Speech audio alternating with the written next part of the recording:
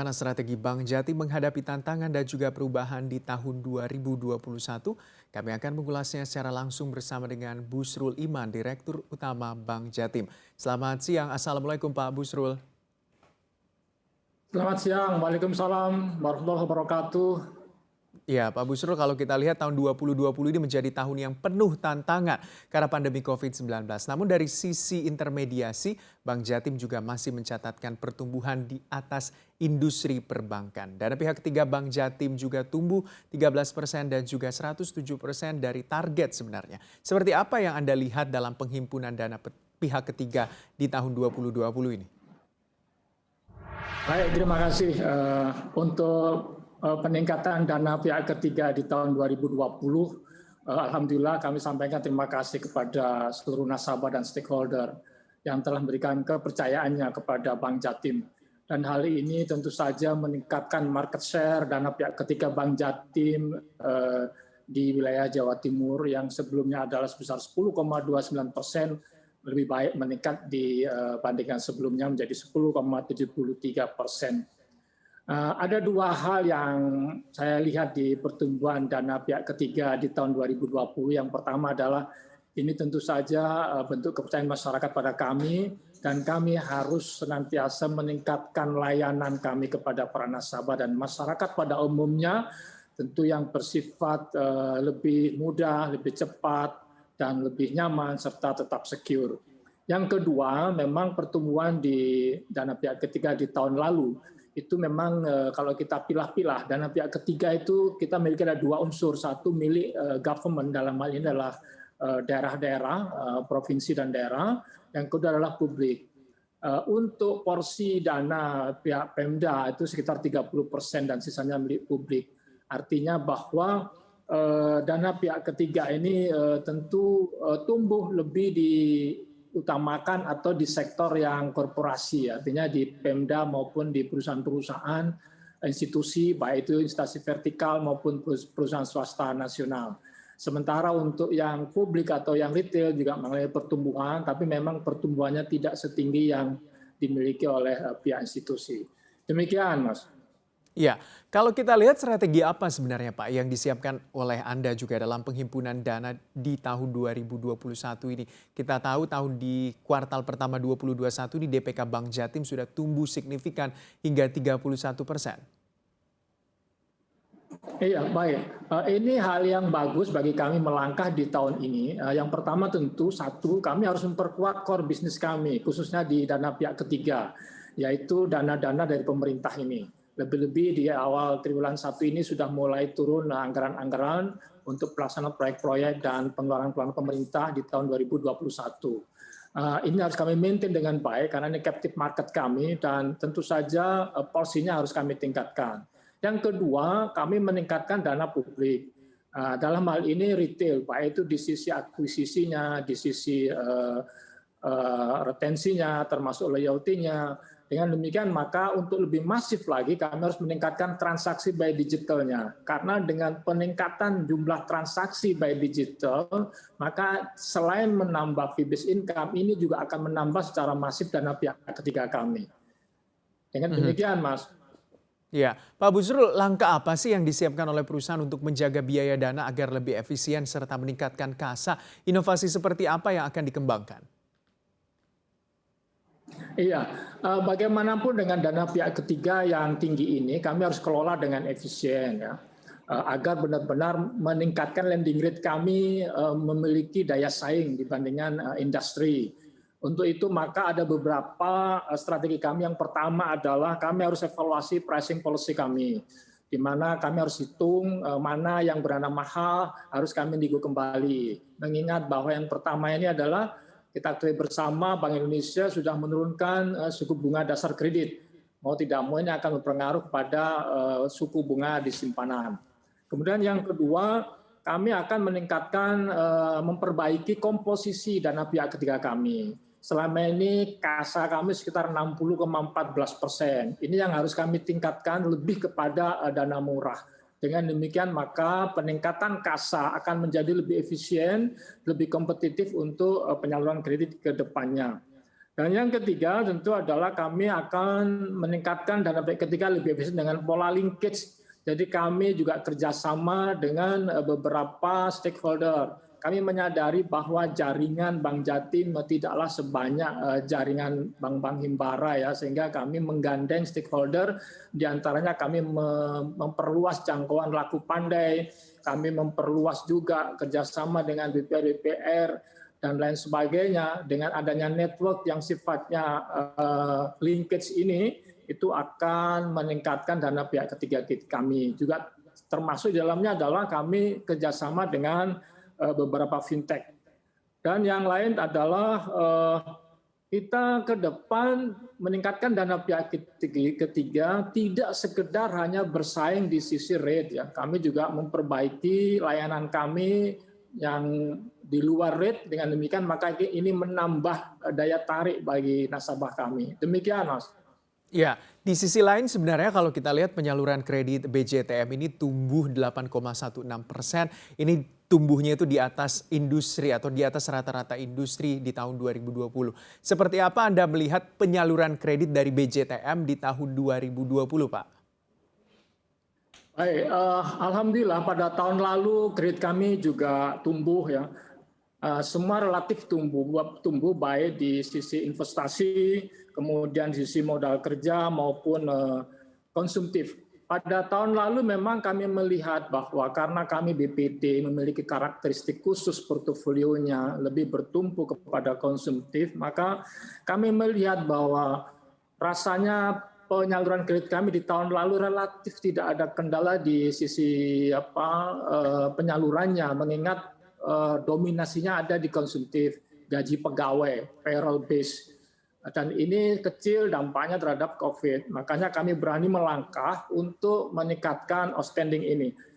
Sehingga pada tahun lalu market share kami untuk pinjaman ini juga mengalami pertumbuhan dari 6,38% menjadi 7,34%. Dan alhamdulillah pertumbuhan outstanding kami di tahun lalu itu juga meningkatkan daya beli masyarakat khususnya di lingkungan para pegawai ya, sehingga ini harapan kami kredit yang kami salurkan ini juga menciptakan daya beli mereka dan menggerakkan sektor real. Lebih-lebih tahun lalu kami juga mendapat alokasi untuk penyaluran dana PEN. Demikian Mas. Ya, hingga kuartal pertama 2021 Pak, penyaluran kredit sudah mencapai 8,6% pertumbuhannya. Di tahun 2021 ini seperti apa strategi dari Bank Jatim tentunya untuk bisa meningkatkan penyaluran kredit dan juga sektor apa yang akan menjadi penopang dari kredit Bank Jatim? Baik, di tahun ini kami mencoba untuk mentargetkan tumbuh sekitar 11% untuk outstanding. Dan tahun ini juga kami tetap menyalurkan dana PEN, bahkan insya Allah di pertengahan tahun kami juga akan menyalurkan dana KUR ya, sekitar 1 triliun lebih kurang kami dapat alokasi dari Kementerian Keuangan. Dan strateginya apa? Yang pertama tentu kami memperluas market share kami di konsumtif, karena kami masih relatif potensinya masih besar. Kami baru sekitar 65%, kami berharap bisa tumbuh lagi paling tidak 15% dari yang sudah ada, dan ini tentu di era situasi COVID ini masih cukup aman. Sementara yang kedua adalah kami memperluas pasar di sektor produktif. Ya. Saya yakin bahwa untuk penyaluran kredit di sektor produktif ini mendapat momentum yang lebih baik, mengingat vaksin sudah terdistribusi begitu banyak di masyarakat, khususnya Jawa Timur, sehingga ini juga menjadi sesuatu ruang untuk usaha yang lebih baik, baik itu di sektor keuangan maupun di sektor real. Harapan kami, target RBB kami 11% lebih ini bisa kami capai di tahun ini. Demikian, Mas. Iya, dengan posisi rasio kecukupan modal Bank Jatim yang sangat baik dengan KAR 23% di kuartal pertama 2021, dari sisi likuiditas juga rasio LDR-nya adalah sangat besar begitu ya, 54%. Seperti apa Anda menjaga kedua rasio keuangan ini di tahun 2021 ini? Akan dijaga di level berapa, Pak? Iya, baik. Kami merencanakan di tahun ini KAR kami relatif tetap ya, sekitar 23%. Kemudian juga terkait dengan LDR, kami ingin mengalami peningkatan menjadi 60,70%. Karena memang dari dua rasio ini, saya melihat bahwa kami memiliki suatu tantangan tersendiri bagaimana untuk meningkatkan LDR ini. Makanya tadi kami sampaikan tadi bahwa dengan momentum COVID yang sudah semakin landai dan terdistribusinya vaksin lebih banyak, ini momentum yang bagus bagi kami untuk meningkatkan LDR melalui penyaluran kredit yang lebih baik, tentu dengan asesmen yang baik, sehingga ini tidak mempengaruhi kualitas kami ke depannya.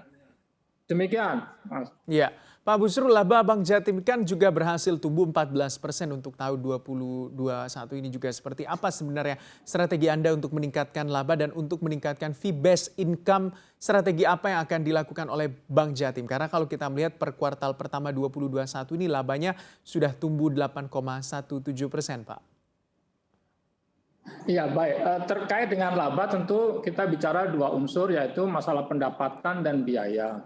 Nah, pendapatan ini memang kami masih bertumpu pada pendapatan bunga pinjaman. Namun demikian, ke depan kami juga akan meningkatkan pendapatan di sisi fee-based, ya, operasional, dengan cara memperbanyak transaksi berbasis digital. Yang kedua, kami mencoba meningkatkan pendapatan dari peningkatan recovery, baik itu dari pinjaman ekstrakomutabel maupun dari perbaikan collectibility.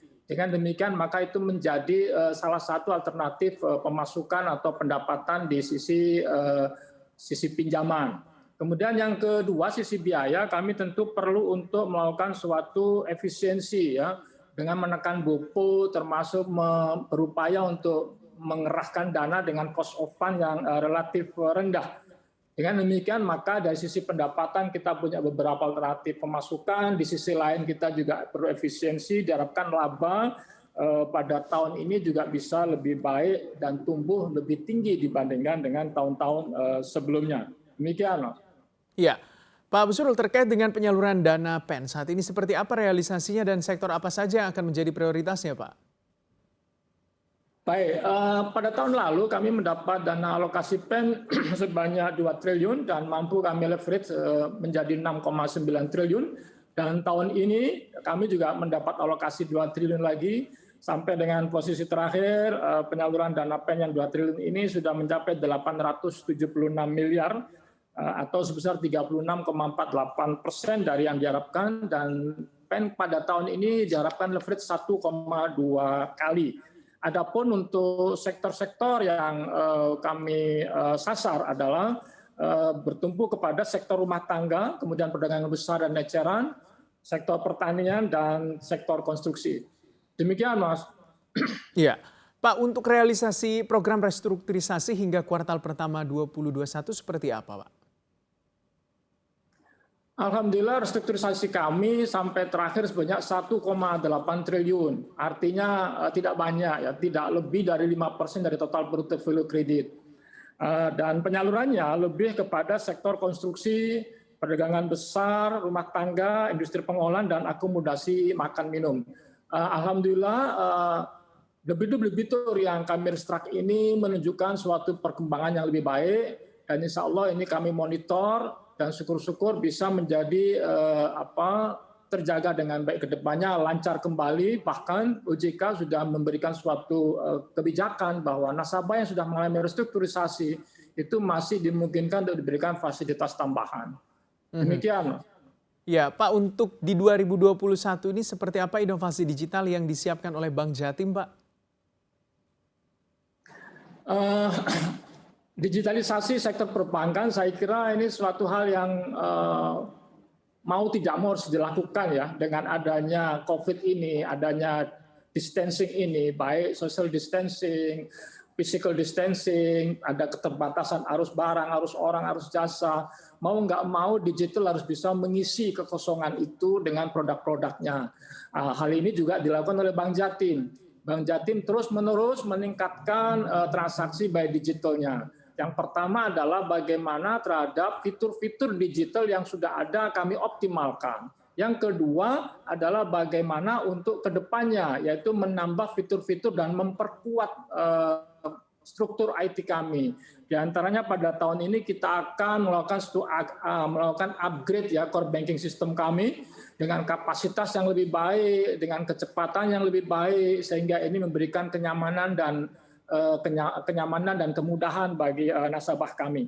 Kemudian kami juga berkolaborasi dengan fintech memperbanyak baik itu sifatnya peer-to-peer lending ataupun yang lain, karena bagaimanapun kami harus menggandeng fintech. Walaupun memiliki karakteristik bisnis yang sama, namun kami bisa melakukan sinergi yang lebih baik.